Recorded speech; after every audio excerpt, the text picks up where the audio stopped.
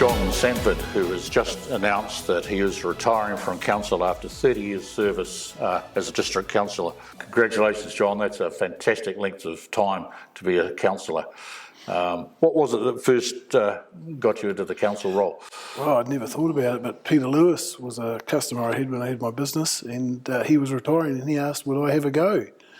And I thought about it and thought, well, I've done all these committees all over my time, so I thought, well, we'll have a go. You were elected in 1995, so 30 years ago. So the end of your first term, what was it that made you decide that you wanted to go again and then again and again? You felt like you hadn't done much in your first 3 years. You seemed to be quite a learning process in those days. And so I felt that, I really like this and I think I could make a mark. So I thought I'd come back and have another go. And over that time, you're a very popular councillor because you polled highest in the polling on quite a number of occasions. But there's a bit of a story to that. Yeah, there is. There's two stories actually. One is that I actually went away to Australia one year while the election was on and still managed the highest poll. Pauline James had to ring me in Australia.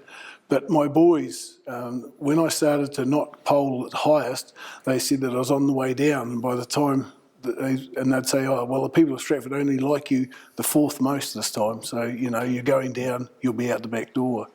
Yeah. And the problem was with my boys, they never voted for me because they all lived out of the area. And so they made that quite thing that they were not going to. Oh, right. So despite the lack of family support, yes. You still managed to get elected. Yes. And they were wrong because you might have slipped down the poll list a little bit, but in theory you should have gone out in year 18. Yes. But that wasn't the case. No. So for Gil and Neil, you're wrong, Dad's right. John, just... over your council time, obviously you had a high profile there and it requires a lot of work, but the Johnny that we know was never limited just to council work. You're involved with a heap of organisations in our community.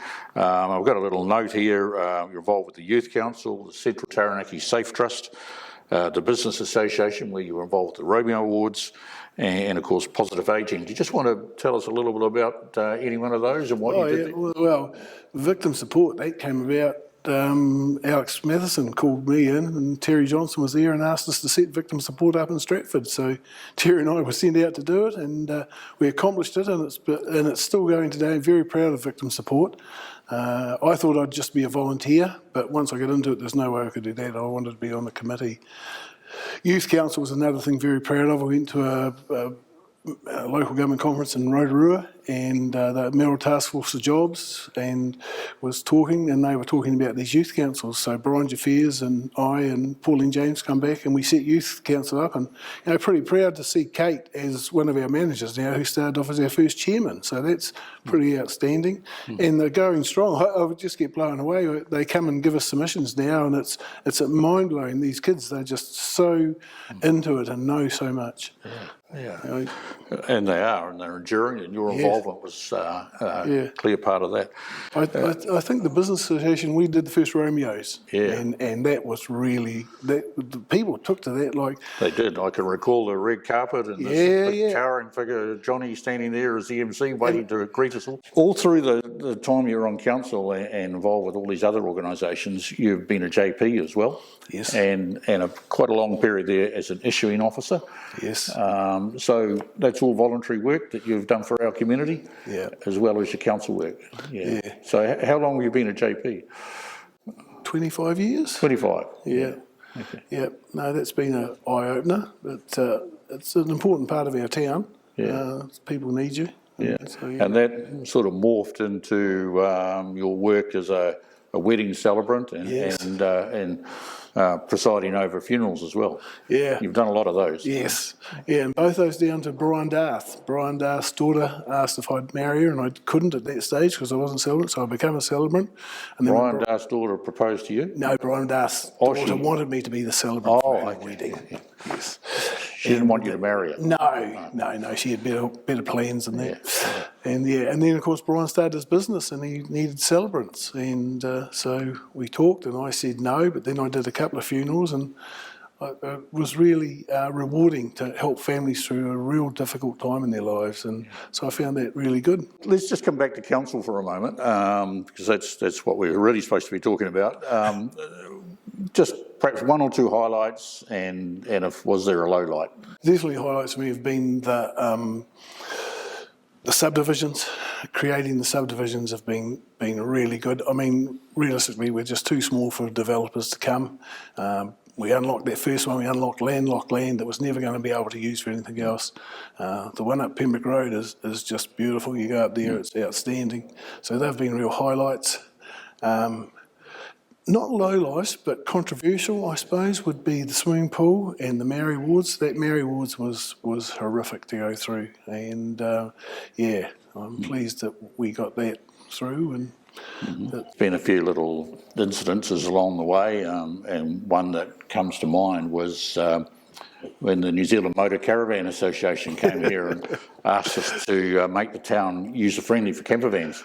And you did a little promo video. I did. But you've always got this wrong, Neil.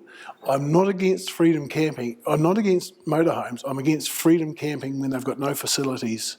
So the motorhomes are fine. They come to town. They don't spend much money, but they do come to town.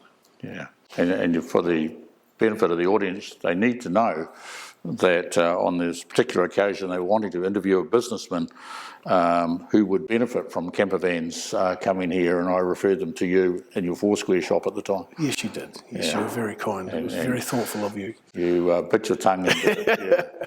Oh, it was great. Just lastly, changes in local government. You know, things have changed a lot over 30 years. In fact, they've changed a lot over the last 12 months. Yeah. But over 30 years, what's the biggest change? I think the openness. We now don't get to make decisions behind closed doors. Everything's out there for the public to be aware of, and I think that's been a good thing. It's getting people more informed and more involved with council.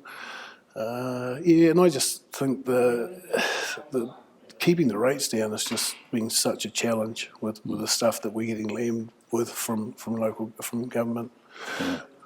Okay, and then just perhaps lastly, you know, for new councillors, people coming on board for the first time, what message would you give them, or advice that you would give them that would help them on their way to becoming a councillor? Yeah. Well, I think you've got to have a stance. You've got to have either yes or no, and you've got to stick to your principles, put your arguments up. But just remember, we're always a team. We're doing the best you're doing the best you can for Stratford, and that's the most important thing. But I tell you, the most important thing for me was that I had a very supportive wife, and I could not have done this without you, Linda, because you're away from if you've got businesses, you're away from your business, and I was so lucky to have Linda to support me, because she's been my rock to enable me to do 30 years. Yeah, you know, 30 years serving on council, that's fantastic. There's a whole lot of service organisations in the town you've been involved with, which is, again, equally fantastic, and you've been a great councillor. You've always batted for the little guy. You've always been honest and committed to our community, and so I just want to say thank you very much for your 30 years service, and best of luck. And we're going to miss that pose that we know that we associate with you. So well done, Johnny. Cheers, mate. Thank you. Thank you very much.